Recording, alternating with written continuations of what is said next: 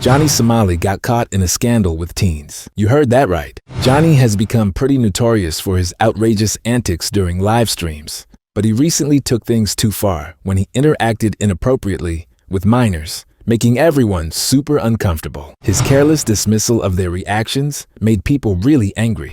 The streaming platform Kick isn't getting a pass either. They've been criticized for taking their sweet time to respond to the situation, which raises serious questions about how well they can handle issues like this.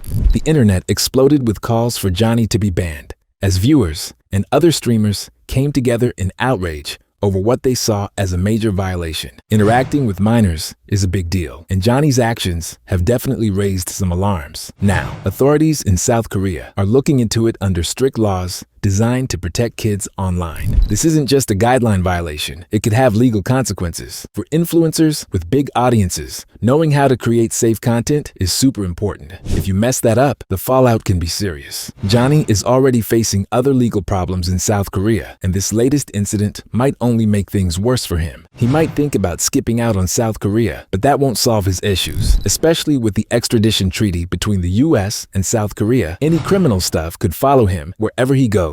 This whole situation has sparked some big questions about streaming platforms like Kick. How did it get to this point? And why didn't they have better safety measures in place? These platforms should be safe spots for everyone, and their failure to protect users is raising concerns about their accountability. For Kick and similar platforms, this is a huge wake-up call. If they don't take action to improve safety protocols, we could see more incidents like this, putting everyone at risk. Johnny is facing serious backlash now, with tons of folks calling for his content to be pulled, and many streamers are trying to distance themselves from him. His already shaky reputation just took a major hit. Looking at Johnny's past, it's clear he has a pattern of controversial behavior just to grab attention, from causing public disturbances to posting inappropriate stuff. It seems like his whole online persona is built around being as shocking as he can be. Johnny's been stirring up serious trouble lately, especially with deepfake tech. For those who don't know, deepfakes are altered videos or images that make it look like someone did or said something they didn't. He's been using this to create fake, embarrassing content about his critics, which is just messed up. How do we know he's into deepfakes? In one of his videos, he shows himself sharing a kiss with another streamer in Korea, but he forgot to remove the watermark from the software he used. Ha! Classic rookie mistake. While it might seem like just another wild stunt, in South Korea, it's actually a crime. Each of his antics just piles on more legal issues. Plus, there was a time he harassed an autistic YouTuber on the street, making them so uncomfortable they had to call the cops. This isn't just a one-time thing. Johnny has a pattern of targeting vulnerable people for laughs or views. What's worse is that it's not just morally wrong. It could land him in legal trouble. South Korea has strict harassment laws, and he could face serious charges. First, he streamed himself chatting inappropriately with a minor.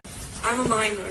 I'm a minor too. You can hear the other person saying she's underage, but he just brushes it off by calling himself one too. He also spread false info about kissing another streamer, Bong Bong, who's Korean. He used deepfake tech to make it look like they kissed. She wanted to press charges and even started the process, but then she dropped it. We still don't know why. Did Johnny threaten her? Does he have something on her? Then the act he pulled at the convenience store. And to top it all off, making fun of the peace statue. South Korean officials are looking into more issues related to Johnny. As they gather more evidence, his legal troubles are getting worse. His messed up behavior has led to a lot of backlash against streaming platforms like Kick and social media for not jumping on this sooner. They finally kicked him off for promoting harmful stuff, but a lot of people think they acted way too late. These bans highlight a bigger issue. Platforms often have a tough time keeping creators in check when they cross the line for attention. Johnny's situation really shows how badly we need better moderation and accountability in the streaming world. The internet community has been vocal about Johnny's recent behavior. Social media is abuzz, demanding justice through hashtags, petitions, and campaigns. Interestingly, the outrage goes beyond Johnny himself. It's a broader statement against unacceptable behavior from anyone in the community. His reputation is in shambles, and even former supporters are distancing themselves. Johnny has shifted from a controversial figure to one that's primarily disliked. While he may still have a few fans who enjoy his wild antics, most view him as a cautionary tale, someone whose need for shock value tanked his career. Platforms like Kick and Twitch are feeling the pressure to step up their moderation efforts,